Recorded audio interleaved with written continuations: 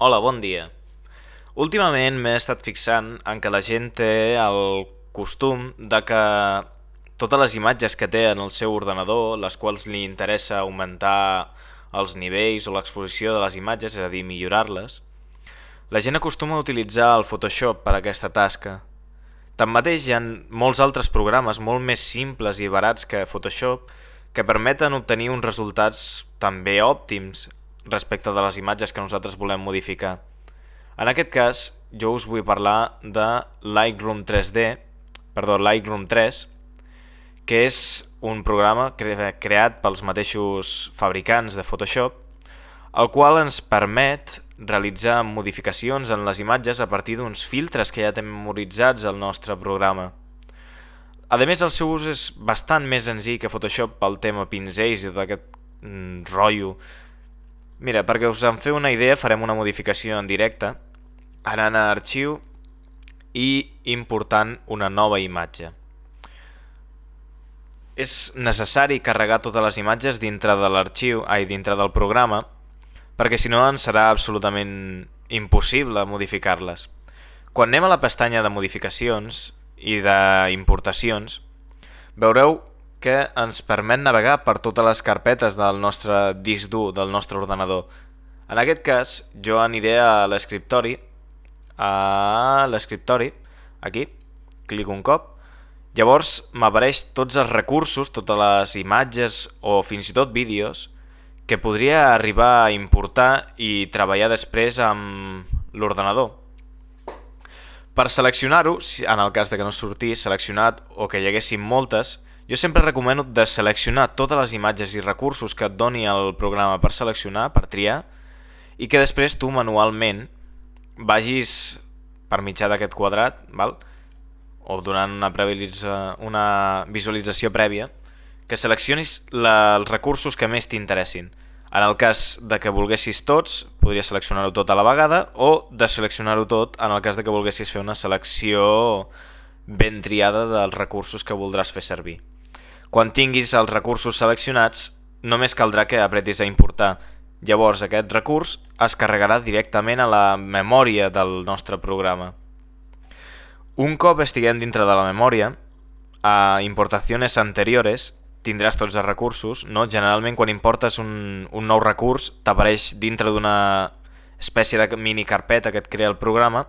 Un cop estiguis aquí, només hauràs de donar-li un clic fins que es vegi aquí la previsualització i llavors anant a revelar podràs començar a introduir els filtres i les modificacions que tu vulguis en la teva imatge.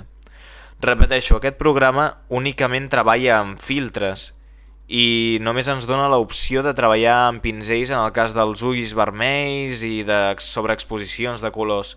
És un programa d'acabat fotogràfic. Per a que us en feu una idea, d'acord? Aquesta zona d'aquí és l'àrea de treball bàsica de la nostra imatge. Si donem un clic sobre la imatge ens farà un zoom. Si tornem a donar un clic, retorna a l'estatus normal.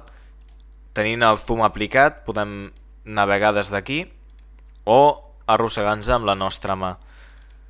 Bé, anant a l'àrea de treball, veureu que a dalt hi ha com una mena de nivells. Això d'aquí són els colors i els píxels i tota la sèrie de factors que té la nostra imatge.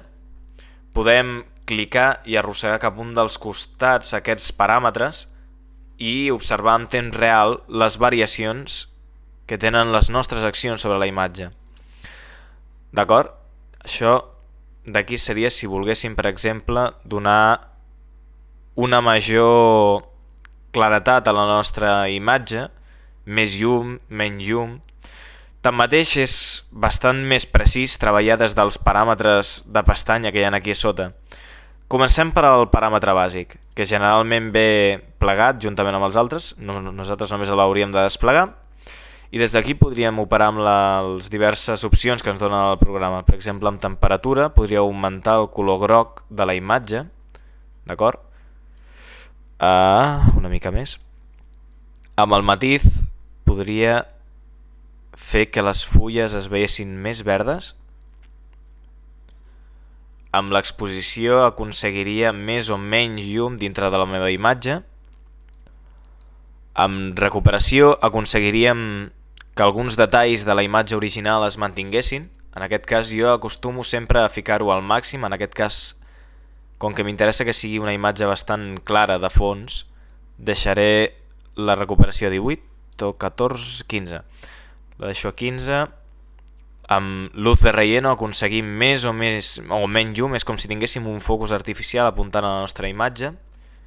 Jo, com que sóc bastant de contrast, el deixaré amb poca llum d'allò.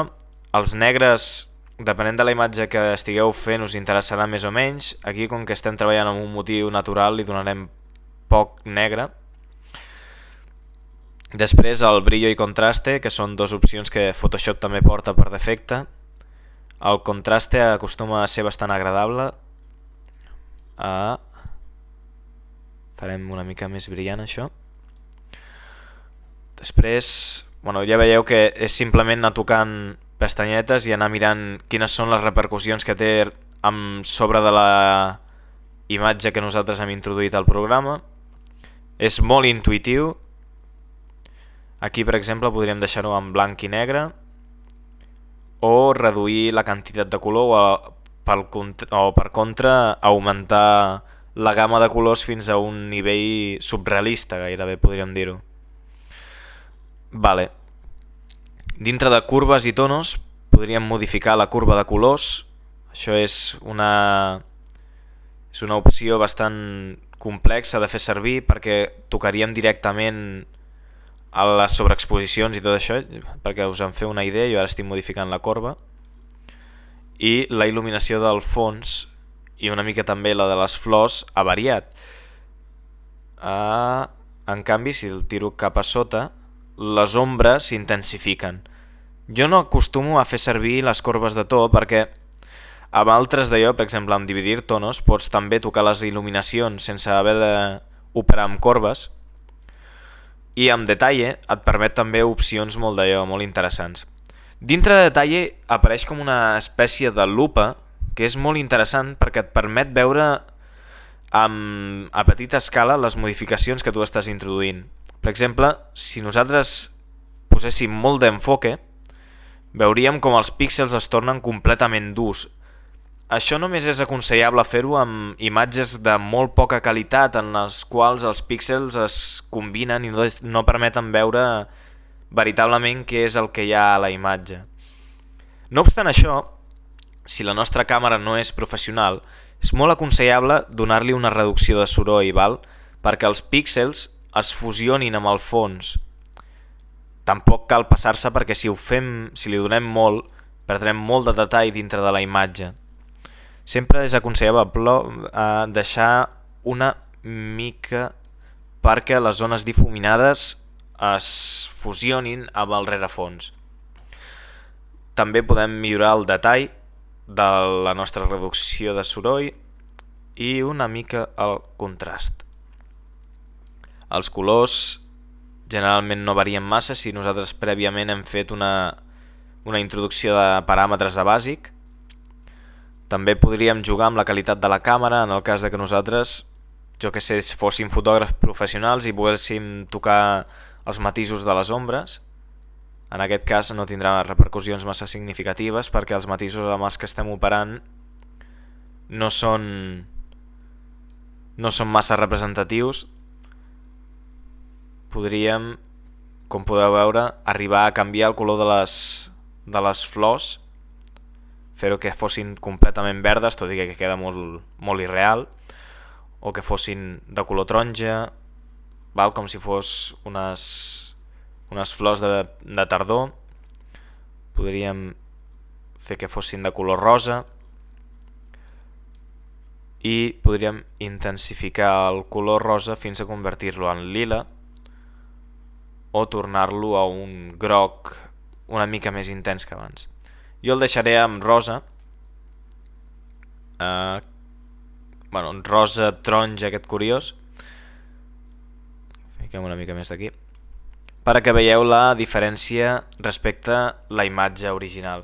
Quan nosaltres tinguem aquesta imatge, podríem anar a projeccions o a impressió o a web. Aquestes tres opcions donen l'aspecte final en el cas de que nosaltres volguéssim obtenir una fotografia, volguéssim imprimir la nostra imatge o volguéssim publicar-la dintre d'una web. Jo generalment agafo i exporto la imatge dintre del meu disc dur. És una opció que ens permetrà en el futur treballar amb aquesta imatge ja modificada dintre de Photoshop en el cas de que nosaltres volguéssim aplicar modificacions de pinzell. És molt recomanable sempre treballar amb una qualitat decent, a no ser que nosaltres volguéssim tenir una imatge de mida reduïda, llavors hauríem de limitar la imatge. Podem seleccionar el format estàndard és el JPG, tot i que podríem guardar-ho en diferents formats. I després, un cop, podríem especificar també la ruta de guardat, jo ho acostumo a guardar a escriptori, i un cop tinguéssim tots els paràmetres preseleccionats, podríem exportar la imatge. Veureu que aquí apareix el nivellador, ens diu que s'està exportant la imatge.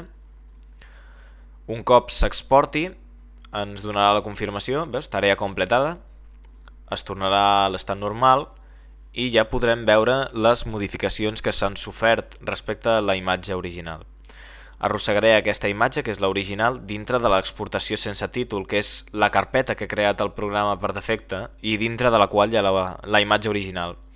Les arrossego, li dic que no, i ara veureu les diferències d'una respecte a l'altra. Aquesta és l'original, veiem que aquí els detalls, els foscos, els colors són molt grisos, estan fetes amb una càmera de 7 megapíxels, mentre que aquí la imatge ha millorat bastant, hem canviat tots els colors, el fons és una mica més brillant, que és el que m'interessava, i les coses que s'havien de difuminar, les coses pròximes a l'objectiu, han quedat fusionades amb la resta de floretes, de plantes i amb la imatge en general.